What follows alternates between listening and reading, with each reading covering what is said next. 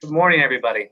I'm still figuring out this timing of when it goes live to YouTube versus Zoom. So if you missed the first part, I apologize. It was a very engaging conversation. My name is Seamus Hughes. I'm the Deputy Director of the Program on Extremism at George Washington University. I'd like to welcome you to a panel of illustrative and impressive journalists to talk about January 6th. The Program on Extremism has a long history of providing primary source documents to the public and researchers on a variety of criminal activities. But when we launched our online repository for January 6th, I think we were even taken back by the public's response to it. More than 250,000 people have hit on our website in the last 6 months pulling records. We've got about 20 to 30,000 pages of legal documents there, and an outpouring of interest in the public in general. Now, as a former congressional staffer, I watched the scenes of that day, enthralled by my TV, of the people walking down the hallway, the same hallways I walked down, although with a decidedly different intent in nature. The FBI has said that this is the largest investigation in their history. Agents are being pulled off of cases around the country. Assistant U.S. attorneys that used to prosecute white-collar crime are now moving to D.C. to work these cases. There was 200,000 plus tips, hundreds of hours of videos, thousands of pages of legal documents. It is a massive, massive investigation. As of this morning, we have 635 U.S. persons or citizens who have been arrested or charged with related to crimes to January 6th. But they come from 44 different states in D.C., but there's some nuances in those numbers, right? In some cases, you could see someone like a hardened militia member with their bug-out bag of guns across the river. And the other case, you see a soccer dad taking a selfie in the Senate Rotunda. And the charges vary too, from conspiracy charges to violence against police to simple trespassing on federal property. There is nuance to be said about this. And the public, rightly understandably so, reaches out and leans on the media to kind of put that into context, help them understand and frame the events of that day. So to talk about this reporting, I got some friends together. Some are friends, some are frenemies. And we're going to talk a little bit about what happened that day. And we have Alan from the New York Times, Caitlin from CNN, Zoe from BuzzFeed, and Ryan from Huffington Post. They all have very impressive bios, so I would encourage you to pull them up when you get a chance. But we're short on time, and I know they have a lot of sentencing hearings to go cover and a lot of variety of different things to go look at. So I want to be mindful of their time and just jump right into it, if you don't mind. We're going to have a little bit of a conversation. We have an open line or an open text in order to send questions if you have them. And I should note, this will be recorded on YouTube and available for public viewing in the past. One last point before I reach out and start the conversation, which is our website, extremism.gwu.edu, has a link to all the criminal cases of the 635 folks who've been charged. So if you want to dive into the cases, get a sense of what that nuance looks like, I would encourage you to do so. But let's talk about framing a little bit. Walk me through, if you don't mind, and this is probably a general question to the group. What did it look like for you in your newsroom, the hours and minutes after January 6th happens? And how do you kind of set up an investigative team or investigative group of reporters the days that follow? I don't know, Alan, I don't know if you want to start. That'd be helpful. Me? Yeah. Sure. Well, I can back you up. I wasn't in the newsroom. I think many of us had that experience coming out of COVID. But, we immediately kind of all got on the phone and Zoom and tried to, create lanes. Some people were plugged right into the FBI. My personal task was to kind of discern as best as possible if there had been sort of known extremists who were at January 6th, who had, say, been involved in previous, sort of violent rallies going all the way back to Charlottesville and before. And so that's kind of what I did in the very early days until the arrests started, and they started fairly quickly.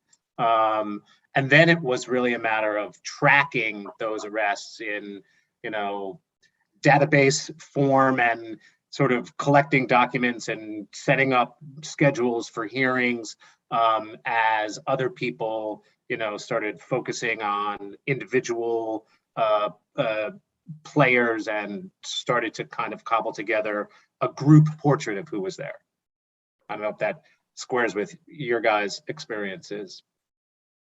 Yeah, I can speak from a big newsroom, and I'm curious how Ryan and Zoe also handled. But at CNN, we, after the riot, I was primarily the person covering federal court in DC, and I remember all of these filings just coming in. And by the Saturday, so it happened on Wednesday. By Saturday, I was spending like 7 a.m. to midnight just reading filings, because there were so many new arrests that were getting unsealed, trying to find people's detention hearings, because one of the things that was so difficult to cover all of these cases initially was that defendants were being arrested outside of DC in their home states. And so there would be detention proceedings that would happen in those other jurisdictions that you had to go down and figure out, okay, what was important about this person? What did the Fed say about them? Was there a hearing where they were going to try and get detained, have detention for the person, and what sort of facts came out during that detention hearing, and trying to like track down where all of these arrests were springing up as quickly as you could to get the picture of what was happening was really hard. And I remember by that Saturday or Sunday, I was like, called an editor and said, we need help. We're going to need a lot of people. This is going to go on for a long time, and there's going to be lots and lots of these cases. And there have been, and at one point our team was up to 7. We now have about 4 people that are working on these cases to track them constantly. But it's just a lot of information. Yeah, I mean, on our end, in a much smaller newsroom, I think there was a lot of triage at first. I mean, I remember that day because I was supposed to be mostly off watching my kid. And the news had broken earlier in the day that Merrick Garland was going to be nominated for AG. And we thought that would be the thing I would need to work on while I was walking around the neighborhood with my kid strapped to me in a carrier. And so all of this unfolded. And then it was just a lot of triage. With BuzzFeed, we're especially interested in what's happening online, what's going viral. It was less about assembling a team and more figuring out who has the capacity to do what, and keep tabs on people whose experiences and photos and videos are getting a lot of pickup, and what's happening to those really high profile people that everyone watched on TV and online as this unfolded, and figuring out, that was the priority. And then from there, it was coming up with a plan for tracking for a small newsroom. It was really one person, one reporter who could full-time watch this. So it was coming up with a system. It was, like Caitlin said, feeling extremely overwhelmed with the fire hose of information and trying to keep up with dozens and then hundreds of cases spread out all across the country. So, is it a spreadsheet? What does the spreadsheet look like? What are all the categories that I will want to have 6 months from now, anticipating, what do I need to start tracking in this moment so that months down the line, we have the information and the data and the resources, because doing that work at the back end is impossible with a large group of people. So it was a lot of brainstorming, strategizing, staying up late, reading, tracking. And then I think it took weeks and maybe months to feel like things calmed down, and it wasn't around the clock, 7 days a week, trying to keep up with filings. Yeah, I think that was a pretty universal experience sort of early on, realizing that everything was going to get thrown out the window. Everything you were planning on sort of covering in the early days of the Biden administration, sort of, that's gone. You are now covering January 6th, and that's it just was immediately clear that it was going to dominate the beat. And those early arrests were really interesting because, as Zoe said, they were kind of the most viral. People got arrested first, right? If you had the most exposure online and a bunch of people saw your face and knew who you were, that's who was generally getting arrested first. And as these cases have gone on, we've still seen this sort of mix of these more, I would say, serious charges and very in-depth investigations, as opposed to like, we're still getting a mix of cases that are more low-level cases that were picked up because somebody sent in a tip to the FBI like a couple days after January 6th, and they're following up on it now. It just taken a tremendous amount of time and resources to get to. And I think that one thing that we know now, the scope of this, even though we knew it was going to be huge, was nothing like we could have anticipated. I think because, you know, those initial numbers that stuck around for months where there were about 800 people who went inside, and that's just not true. There's you know, over 2,000 people who went inside, and the initial numbers we got in the very early days of, you know, thinking, okay, maybe the universe you're thinking is probably maybe around 1,000, right? Because they had like 200 people on the list. Now they have almost 500 people on the FBI list, like 350 of whom haven't been arrested yet. So that's like the universe that you're talking about. But in reality, where they've drawn these lines, which is entering the Capitol or committing violence outside the Capitol, that's a big universe. And it's going to be interesting as this plays out to see how many resources get put into finding people who haven't been proactively identified to the FBI and checking some of those lists that we're going to see come out in terms of the, you know, the cell phone returns or the geofence search warrants that come back. You know, you raised an interesting point of this question of kind of higher level or more complicated cases, kind of lower hanging fruit. And I wonder, Galen, if you could talk a little bit about how do you balance which to cover, right? Because, you know, the guy who gets arrested on Bumble will probably get you some clicks, but it's not particularly an interesting case, and that guy's probably going to get, you know, time served or probation. Whereas, you know, somebody's working through a Zello chat with a bunch of other oath keepers may be a more interesting but harder story to tell.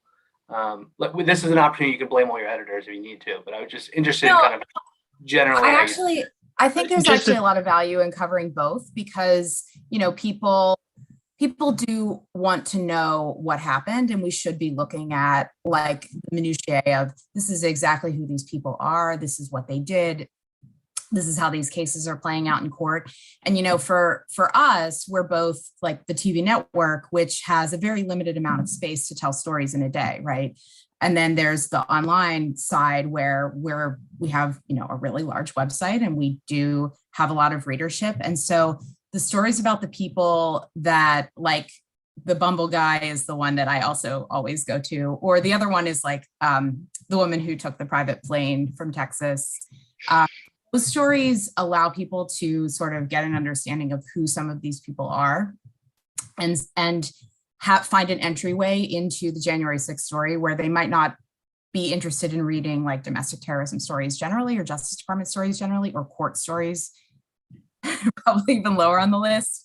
But then, you know, you do have to cover the really important cases. You need to cover, like, we need to cover the big investigations that the Justice Department is putting a lot of effort into, Proud Boys, Oath Keepers, and then the people with threats of violence. I mean, that's something that I've been particularly interested in. A lot of these like individual actors who brought arsenals to be able to have really significant terrorist attacks, even if they weren't planning on using them. Like, those things are things we care about, and we try and cover the waterfront. And I think the real challenge for journalists is not making the story just into these like caricatures of people, right? Making the story, you know, the Bumble guy is a guy who is charged with a crime, right? This isn't just like, a story, like an urban legend that you're going to tell your friends at the party. We really do need to understand the court side. And the other challenge of this is that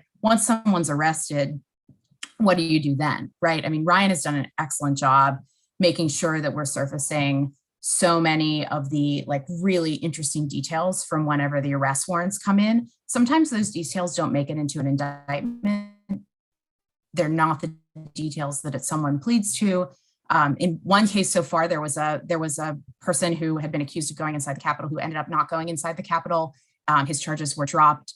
And so I do think that in court coverage specifically, making sure there's a through line so that we do catch people that are interesting at the beginning, but we also give them their due whenever their charges are finally settled or at major points in their case later on. I just think that it's hard, but once you're in it, it's cumulative, and you just have to keep up with it as reporters. Just one note, there are actually two Bumble guys. One is that misdemeanor level guy who's probably going to get time served, but the other guy like attacked cops outside the Capitol and was on video getting him with a whip and had, then they raided his home and he had a bunch of, he had an arsenal back there, right? So, and was talking about potentially coming back for January or for the inauguration. So, there's two also levels of Bumble sort of related defendants there.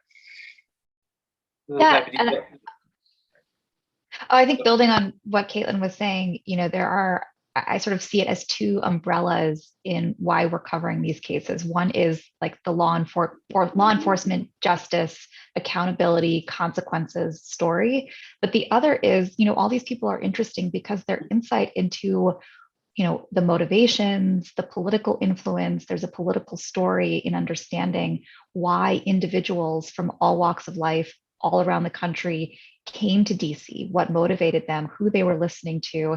And the details in these cases give us insight into that. They give us insight into, was it Trump? Was it someone else? Who was influencing them, and what does that influence look like months and years down the line? So I think there's value in covering these cases, not just for the fact of the prosecution effort, but in what else can they tell us about this moment and about society and discourse writ large. And I think there's value in understanding both of those elements of it and covering. That's why, covering it at every level is important. To what Zoe's saying, now we're even seeing political discourse where conspiracy theories that are emerging and like talking points that are emerging in far right media and on Fox News are now being replicated by defense attorneys for some of these, even the lower level defendants in court. There are people that, are getting to their plea hearings not wanting to take responsibility for going inside the Capitol and pulling out of plea deals in the middle of them. Like we are seeing like an ongoing conversation between politics and the justice system in a way that I don't think we've seen in a very long time in this sort of with a class of cases where all of the cases are sort of being reflected in whatever our political conversation in Washington is at that moment. So that's sort of I think that's where the story is like recently and where it will be for a little bit, but. Well, yeah, because the event is being politicized on a daily basis, and the law and order aspect of all of this has become a kind of war of narratives, down to the simplest decision of what do you call what happened on January 6th? Was it a riot gone awry? Was it an insurrection? Was it an attack? All of those labels have political valence, and people use them as coded, messages to advance an idea. And I think you're right, Caitlin, that the event itself, particularly by the former president, is being used to, advance a narrative. And it's really important to kind of sort of parse that and pick it apart as it happens. Yeah, and now, decisions that prosecutors have made are becoming part of this narrative. A big thing now is like on the right, every time, there's a case, they're like, oh, it's another parader, because the lowest level charge that is often brought is this like picketing, very low level misdemeanor picketing, parading inside the Capitol charge that, you could bring against basically anybody who protests normally and went through security and did things properly and then protested inside the Capitol. That's a charge you could also bring about them instead of, during an invasion of the Capitol. But that's sort of become part of the political narrative on the right now. It's like, oh, look at all of these paraders. And you sort of wonder, going back with 2020 hindsight, whether prosecutors would have settled on that as being one of the primary charges that they brought, when there might be something on the similar level, misdemeanor level, maybe like, disorderly conduct that would have more properly described the actual conduct at issue here as opposed to parading. So I'm going to take the nerdy kind of wonky position that I can do as a moderator and talk a little bit about the court proceedings, all right? And the fact that the DC courts on average got, 800 cases a year, and in the first few months after January 6th was staring at 400. We've had, I've had some conversations with defense attorneys and federal defenders about kind of the slowness of discovery for their clients, the delay in trials, and some of that could be related to COVID, but some of that also has to be related to kind of the wealth of data that has to be transferred over there. How is the courts holding up on this? And then how is the courts holding up in terms of public's access to the information? It's, I've covered this court for years, going back before this. And, remote access to court it's just an option we didn't have in terms of covering hearings before the pandemic. And predating January 6th, they had opened up a public line. Every federal court has handled this differently. DC tends to be better. I sort of put that with qualifications because the federal judiciary generally is not great with public access. But, so I think there was already infrastructure in place to facilitate coverage of an unprecedented event like this, where we could just dial in at any given time to listen to a detention hearing, to listen to a status hearing.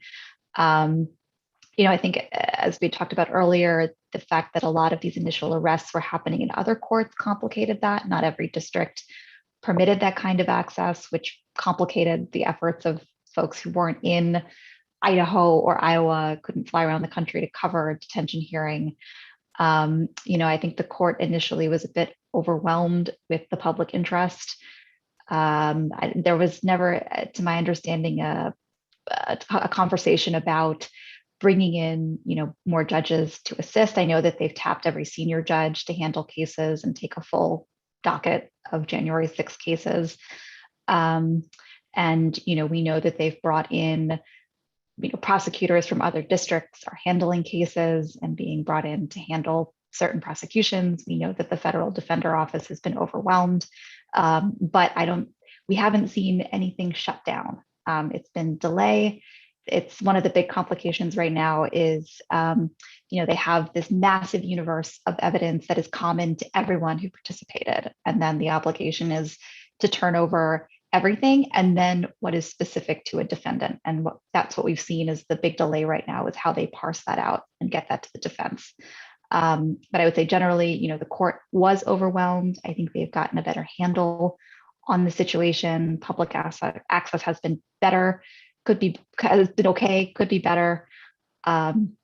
So, it's more manageable. There is a way to cover 636 cases, but it's hard and it's a lot, and you certainly can't cover every single one. Yeah, you kind of wonder what would have happened if it wasn't for the public or the sort of dial-in lines. I was talking to one sort of, I guess, professional protester, if you will, a Code Pink guy who was at this rally in support of a lot of these January 6th defendants counter protesting, and he was speaking just about like his frustration, like I had to go back to court every time for every single one of these hearings, right? Like, and that would have been a major thing. Like you would have had flights going in and out, and it would have sort of been, in the normal court system, the process is a punishment, right? Like that's like a lot you have to go through just to keep up with your case, no matter how it's disposed of. And in a lot of these cases now, it's like, for a lot of the low-level defendants who might otherwise have to come back for a court hearing and fly back in and come out and maybe have some of the hearings remotely. I think that's been a distinction that they're sort of getting here that wasn't available and probably wouldn't, we don't know how this would have unfolded if it wasn't for the COVID world. I mean, I'm sort of surprised that the system has held as well as it has, minus some obvious hiccups. But I think, Zoe sort of touched on something that's, I think, one of the fundamental legal stresses that has come out of this and will probably continue to get worse, if not sort of, stay at the same level of stress, which is the tension between this massive amount of discovery material, which the government is obliged to hand over to the defendants, and that just takes incredible amounts of time to process, organize, and distribute effectively, and the government's obligation to proceed under speedy trial laws. And so you see these things kind of, they're twisting at each other, and particularly in cases where defendants are detained. Because if you're out and you're at home and you're in your community and you can go about, your, much of your normal life, there's less of a stress. But if you're locked up and the government is saying, hey, we're not going to be able to get these, sophisticated discovery databases up and running for another month, 2 months, every time they came back to court, it seemed that they were slowly trying to get there and they never quite did, and was always another delay. I think they're virtually at the point where they're going to be able to sort of put these systems into action. But it caused a lot of stress on the system. And I think that like the discovery part is probably one of the biggest vulnerabilities here, right? Like legally speaking, I mean, the evidence against some of these defendants is overwhelming. Like just completely, like there's just not really a good defense to run up against it because you're caught on video committing so many different crimes. So I think that, tripping them up on a technicality or in discovery somehow, and, the feds accidentally withhold something might have been your best bet for like, trying to get something tossed out, especially if you're facing some of those more serious charges, or at least negotiating a much better deal, if there's a mistake down the line. I want to talk a little bit about this kind of massive information. I mean, one thing's discovery, right? The government providing the kind of this massive information to federal defenders or defense attorneys. There's also a massive amount of information in the public at large. And you have these kind of teams of kind of OSINT, open source collectors online, or kind of identifying folks. And Ryan, I know you just answered the question, but I'm going to put you on the spot again. There is a double-edged sword for kind of a bunch of folks all working together, kind of identifying people online. On the other hand, as we look through the court records, there is a number of instances where those organizations or kind of collective of folks basically crack the case for the Bureau, right? Yeah. Where do you kind of fall in that, and how important is kind of the open source collective, for lack of a better word, in this investigation? Yeah, I mean, it's going to play a role in dozens and dozens and dozens of cases to come. I mean, it's not only in terms of identification, but often in terms of upgrading charges. There'll be one suspect who, we saw that obviously in a recent case where with Mr. Reeder, where he was originally sort of, he still remained in that low-level case, but there was, video from multiple angles of him shoving an officer down the stairs, and the best defense that his attorney could come up with was a different interpretation of that shove. So I think that but you also look at what happened with that case, because, and just shows how overwhelming this is that they couldn't really take that. Once that train was sort of set in motion, the government couldn't really, expend the resources to then upgrade that case when there's just this overwhelming cases of, that are already on the docket and will be coming down the pipeline. It wasn't something that they could sort of expend those resources on, and sort of stuck with that original charge. But anyway, I think, more broadly in terms of open source intelligence, I think that, we saw obviously the bad example of this was the Boston Marathon bombing, where you had a bunch of people jumping in and names were thrown out, and that sort of, was a disaster.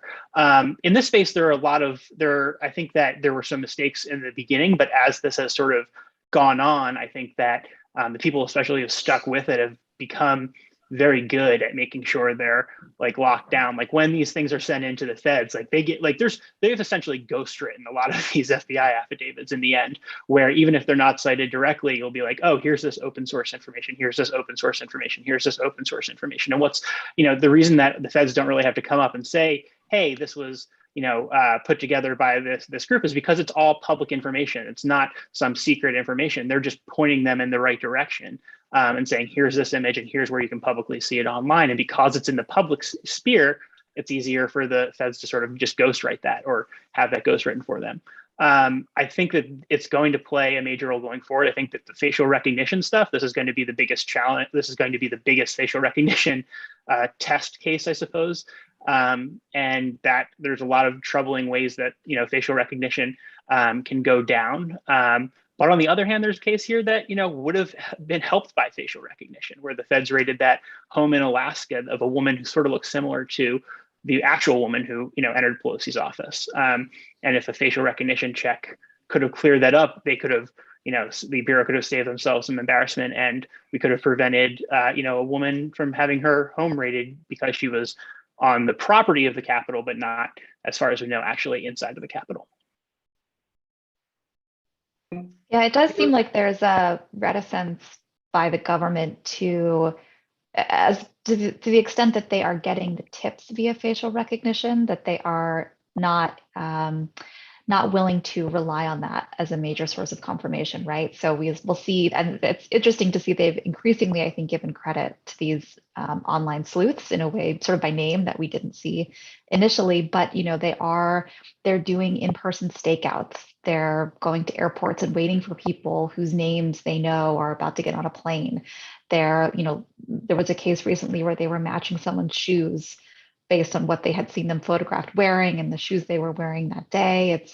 I think they're still trying to do those more traditional methods of confirmation, as opposed to wanting to come into court and have someone contest, facial recognition software as the primary means of identification. It seems like there's a hesitance by the government to make that their primary tool, even if they recognize that they're getting that person's name, perhaps initially, by someone who used that kind of technology. But I think, there's a risk in coming in if they say, we relied on that to make the definite identification of someone. And I think there's been an interesting disconnect there in these affidavits.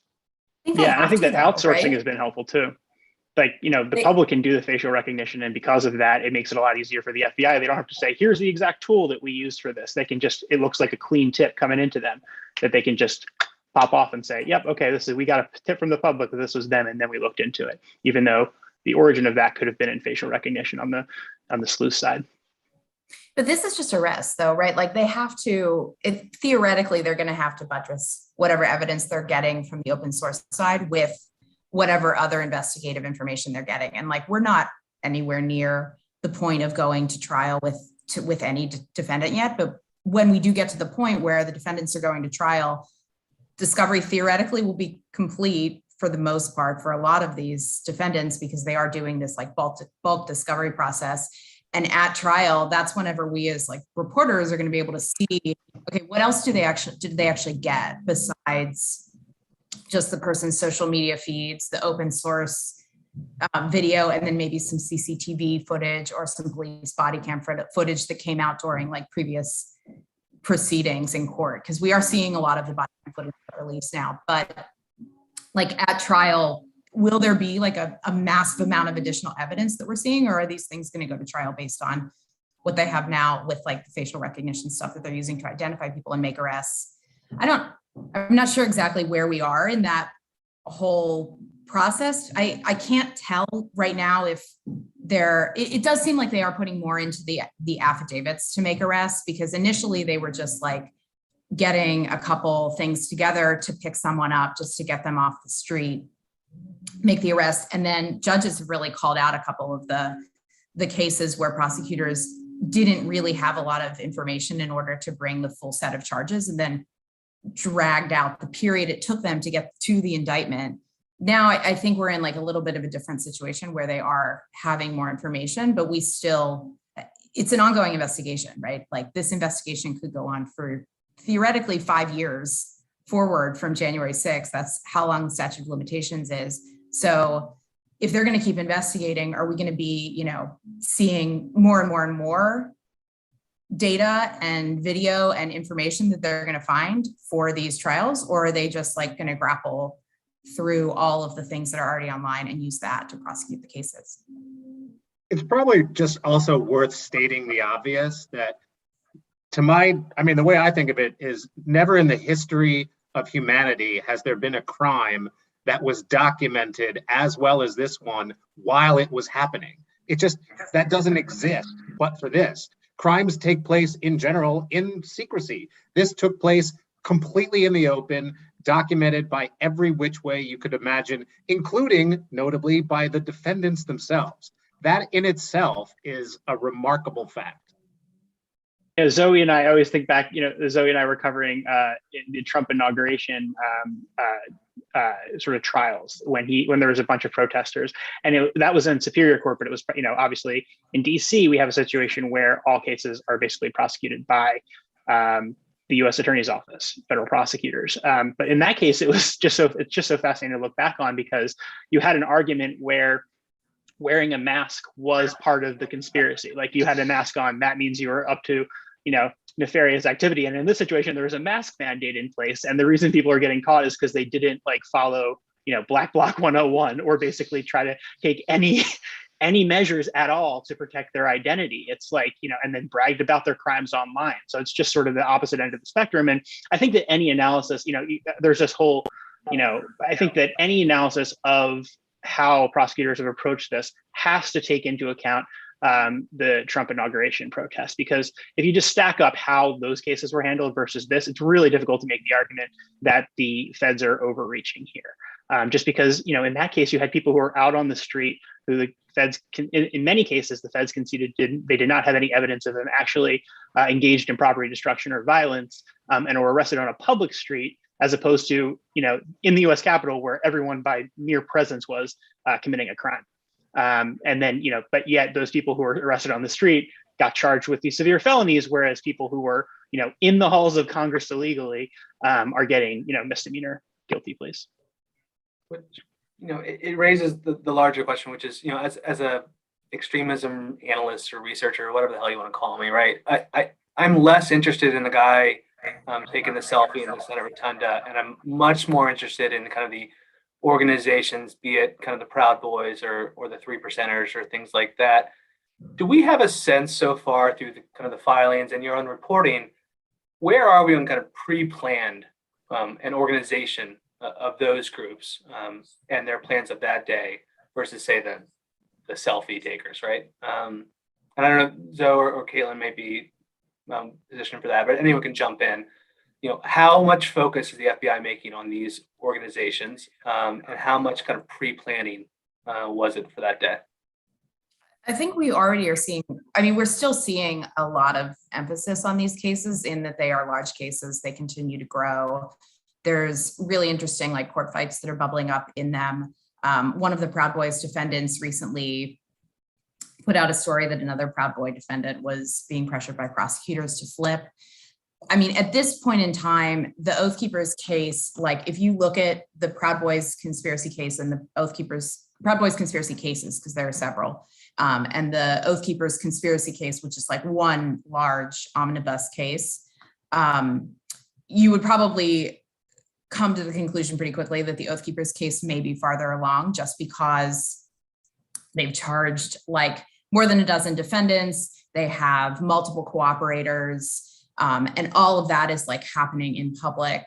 And they're already, they are arguing the substantive question of can the defendants get this 1512 obstruction charge tossed? Or how do they set the parameters for a trial for the charge? So that case really is moving forward in a way that is almost like a more traditional criminal case. It's not a traditional criminal case for all of the reasons that we've been talking about, like video, the fact that it has, 16, 17 defendants right now. And because it's this January 6th crime, which is so unusual.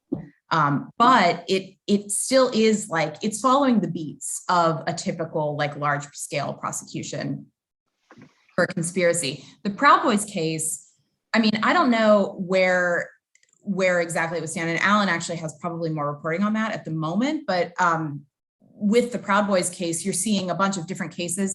It's unclear how they're going to hold, if they're going to hold as 5 separate Proud Boys conspiracy charges, if there are going to be cooperators that signed up, if there already are cooperators under seal or information that prosecutors have gathered previously from defendants that had insight into the Proud Boys.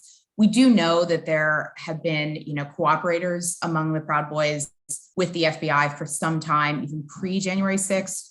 And we do see that the Proud Boys case, they have access to lots of data, right? Text messages, some of the radio calls that they were making. The prosecutors do have insight into it. I just don't know right now if we can see the clear view of what this looks like whenever the Proud Boys cases all go closer to trial in the same way that we do with the Oath Keepers case. And so those are the two, I feel like those are the two big ones whenever we look at the conspiracy charges. There's a couple other little conspiracy charged cases that I don't think fit anywhere near the model that the Justice Department is using for either the Proud Boys or the Oath Keepers. But they're both on their way. It's just a question of how long will they be on their way, and at what point do we see like the first really big trial? Yeah, I mean, Go for it. Yep.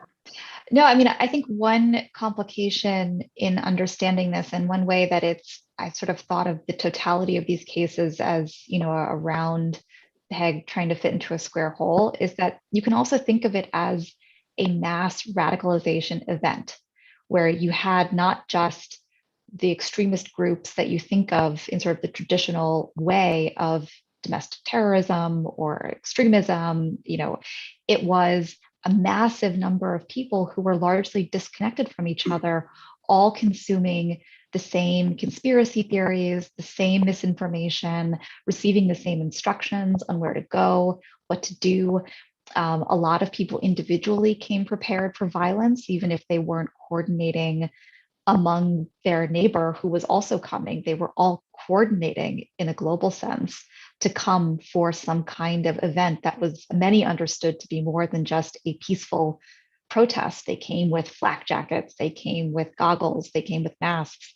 And I think that's one thing that's been hard to convey is the commonality among a lot of these cases, even if no one is being charged together outside of these conspiracies, is what are the common threads? And going back to an earlier point, using these as a vehicle to understand a deeper problem that we have with the rise of domestic terrorism and QAnon and these conspiracy theories, and the dangerous end result of something like that doesn't fit in a traditional way that you would charge a conspiracy case. And I think that's been a challenge for prosecutors, and something that judges have tried to convey as they see all of these cases coming in globally. And they've been trying to speak sort of broad conclusions about what happened, even if for this one defendant who was charged individually with a misdemeanor, the law doesn't allow them to be held responsible in that way for the larger event. So I think that's been a tension that we've seen in terms of how people are being charged, how their cases are being handled, and what the consequences look like, and what options judges have to hold someone responsible for a collective event that they participated in, not collectively with anyone in that traditional conspiracy sense. And on the public, on the public side of that too, I think people have trouble interpreting that, because we see a lot of sort of people get outraged, I think, often about like, oh, the judge let X person go to X place, right? And like, okay, but they're charged with a misdemeanor, like, right? We don't want to live in a society where people who are not convicted of, who are not even convicted of misdemeanors aren't allowed to have some freedom, right? Like, that's not what we want to live in. I think the original sort of public angst there is about what they're actually charged with. And I think we have to, do some education of the public about what your rights are actually, if you're charged in one of these very low level cases where your freedom shouldn't be heavily restricted if you're only facing a maximum sentence of X amount of time. Just to add on what others were saying, I would actually not personally conceive of what happened on January 6th as a traditional extremist event at all. Clearly, there were extremist groups who were present, and they have been charged and they will be prosecuted. But as Zoe was saying, if you just look at the numbers, the numbers of people with any affiliation to extremist organizations is exceedingly low when compared to the total number of arrests so far. And so I'll tease a story that we have coming out over this weekend, but we looked at a case of 7 people who have been charged together, with pretty violent, brutal assault on police officers. And, it kind of fits that model. One of them has a vague kind of maybe connection to an extremist movement, but the rest are sort of the most ordinary folks you can imagine. And in some sense, that is more disturbing. The notion of mass radicalization that Zoe is talking about is sort of a more disturbing notion than, oh, it's these people with a history of extremist ideology and street violence. And so, if you look at just, for example, the subgrouping of people who have been charged with assaulting cops, right? That subgroup, the number of people who have ties to the Proud Boys or the Oath Keepers in that subgroup is even lower than compared to the total. And in some sense, the most violent people on January 6th were the most ordinary. They were the church deacons. They were, your neighbors. And that in itself tells us a lot. And it gets to Zoe's point about touching on sort of toxins in our information ecosystem and, just like sort of broader political and social problems. And so, that's just, I just see it as different, I mean, that's the problem with the conspiracy theories, why they're so dangerous to begin with. Because if you actually believe that there was this massive crime, it was the crime of the century, and that America was being stolen from you, and this was 1776 2.0, I mean, this is a logical response to that actual belief. So it just like this was completely predictable in terms of if people actually believe that, they are going to do something. Or at least some of them are going to do something about it. And it would kind of be surprising if you actually believed this and then you're really upset that you got a misdemeanor. You engaged in some act of civil disobedience and now are upset that there's going to be some consequence for that. Is sort of astonishing to me. It's like you thought this was 1776 2.0. You didn't think there was going to be any consequences if you lost. It's just sort of surprising to me that people are so outraged by that. I wonder if we could shift gears ever so slightly about one other aspect of January 6th that I don't think nearly gets as much coverage as one would hope, which is where are we on the gentleman or woman who dropped off 2 IEDs? I'm not asking you to break news here, and if you want to, announce the suspect and you're reporting now, I won't stop you. But I'm as a passive viewer of this, I get a sense that the Bureau may be a little bit stuck in this aspect. But given the kind of the nature of the public's outpouring of the other cases, why are they kind of still kicking the tires and figuring this out? Do we have a sense of what's going on within law enforcement on this issue? One lingering question I have is whether or not there was a little bit of a missed window early on, because we saw that initially there was this push for that, and then we saw the video release. But it was right outside of that. The thing that I come back to is it was right outside. I think it was March when they came out with this public push, and it was right outside of that 60-day retention window for your average, camera. I think that they obviously, based on what we've seen, they captured a lot of those videos. But I think in terms of getting a mosaic of the entire area, there might have been some lost information there. Because I think the way that you would actually find this person, they probably weren't carrying a cell phone.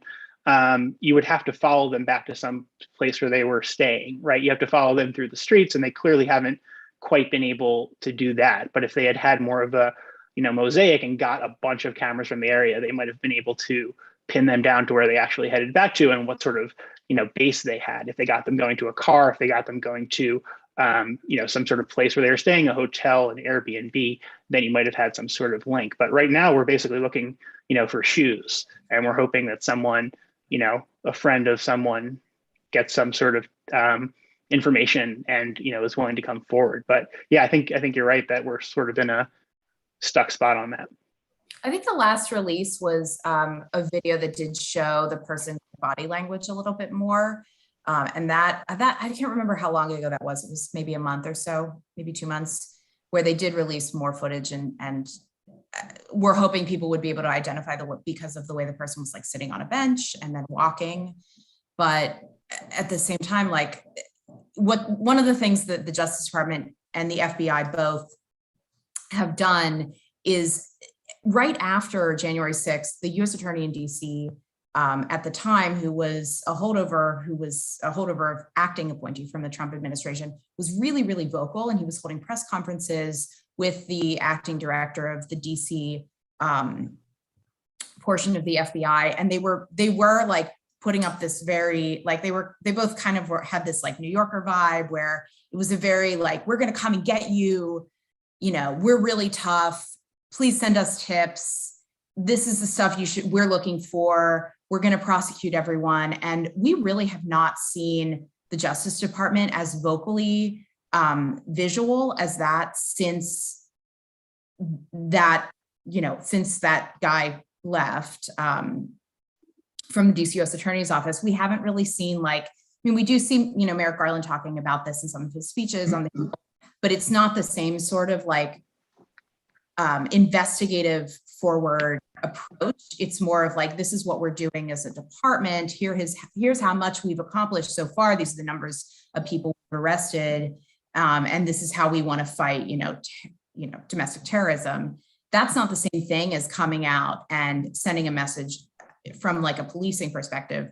We're going to get you, look at this video. We're trying to find these tips. And instead they're relying on, the FBI is basically relying on the media and their own press releases to say, here's some new information about this alleged pipe bomber outside the campaign headquarters. Help us if you can. And it's just not the same thing as having a face behind it to have those press conferences where they're communicating a see something, say something message that is a little bit more public forward.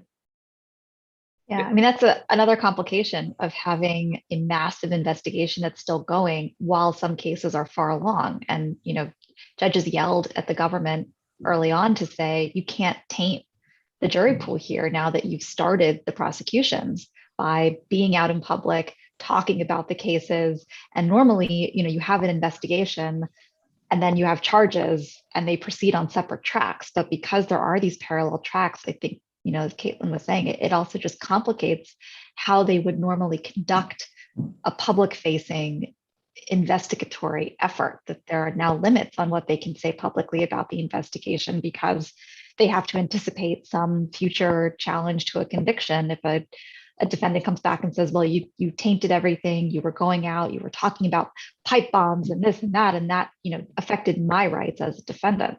All of this gets so much more complicated when you can't proceed linearly in a criminal investigation and prosecution the way you normally could. And this is, I think, just another example of how a novel event spurred a novel investigation, spurred a novel set of criminal proceedings, and there's no precedent for how you would conduct it under these circumstances. Yeah, and if they were Just more to- public, how much how many arrests were being made. Early on they said if you committed violence, you're going to get a knock on the door, and you kind of wonder if they could emphasize that message now, because you would have some benefits from just the idea of people self-surrendering, or if people if it got through to people that I'm eventually going to be arrested for this, and if I come forward now, there's going to be some leniency perhaps afforded to me at sentencing in some capacity. That might be an effective method of sort of bringing some of these cases to a close. But I think that a lot of people out there, probably because of their social media feeds and, sort of the different worlds we live in online, aren't aware of how this investigation is unfolding, aren't aware of the fact that they're on the FBI's website, aren't aware of the fact that online sleuths are working to identify them, and that their public posts that they made on Facebook 9 months ago are going to come back and sort of bite them.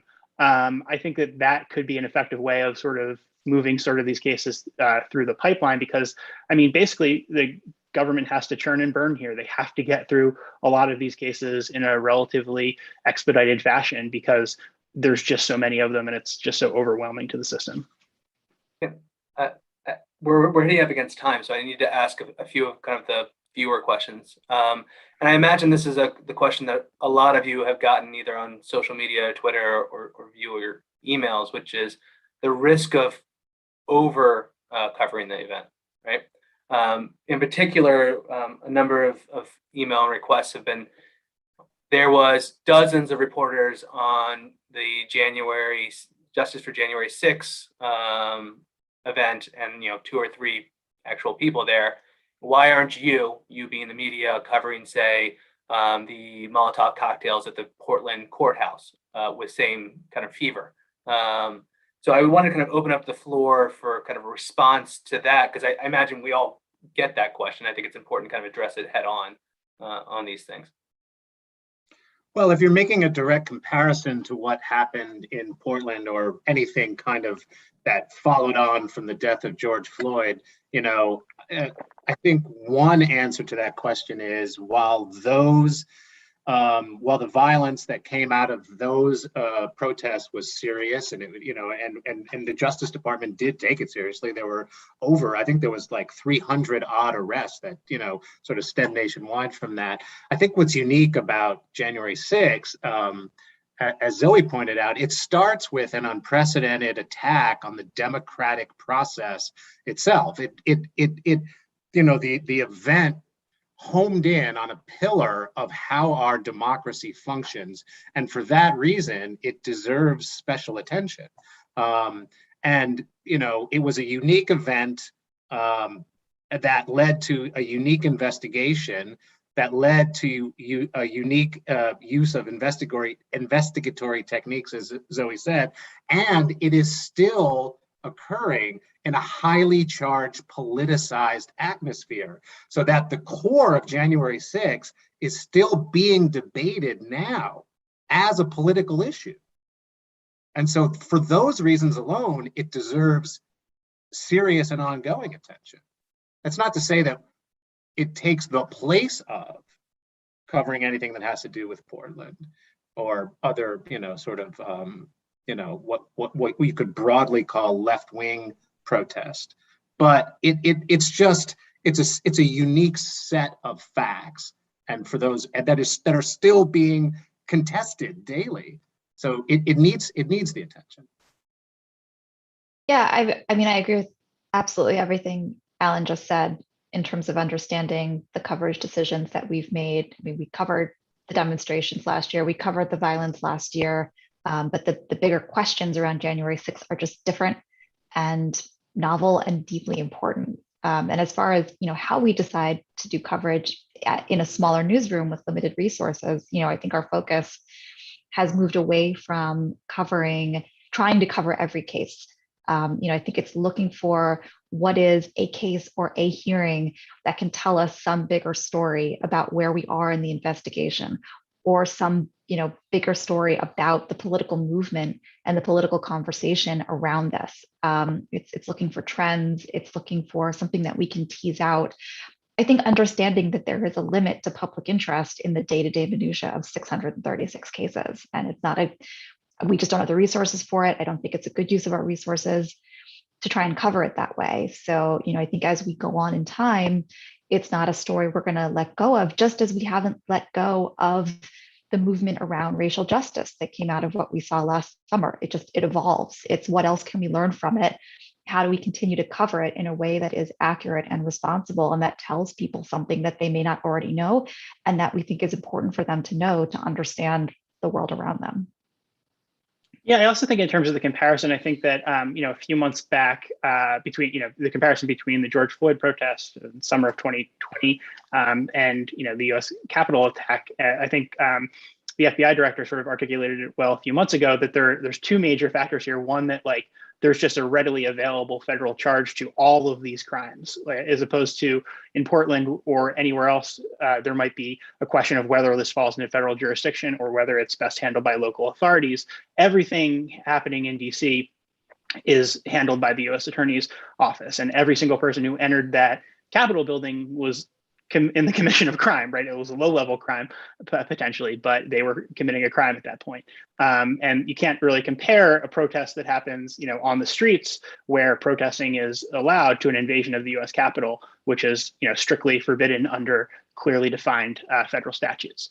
And then also just the fact that they made a lot of these cases easy. If you talk about Portland, people took efforts to make sure that their identities were hidden. They did not do that in many cases in the Capitol. And if there's something that's sitting in their lap and it's an easy layup for the FBI to make because you admitted it online, they're going to take that layup, as they don't have to invest as many resources into trying to determine what brand of individual Black goggles you were wearing in Portland, as opposed to coming in with your big Trump sweatshirt with the American flag on the back and wearing a hat that identifies your state. It just makes it a lot easier for them to prosecute those cases. So in terms of any comparison, you have to sort of look at the basic facts of this, and I think that that's obviously getting lost or ignored. That's sort of the distinction between these two cases in many parts of the right. I promised you all we would stop at noon. Not only did I promise you, but I promised the hundreds of people who are watching this. So I'm going to promptly stop at noon. I want to thank our panelists from Huffington Post, New York Times, CNN, what am I forgetting? BuzzFeed, for being here. I know BuzzFeed first and then everybody else after, right? For having a kind of an engaging conversation. I hope we provided some sort of insights to the public about what happened on January 6th, but also kind of pulled back the curtain a bit on what reporting looks like. I also want to thank you all for your work on this issue. I mean, it's a lot of sleepless nights, I know, because I get the text from you at 3 a.m. asking questions. So I know you're indebted and focused on getting this information to the public. So thank you for that. I would just note for the public that a copy of this panel will be available on our YouTube channel. And if you're interested in the court records, I would encourage you to extremism.gw.edu. Thank you, everybody.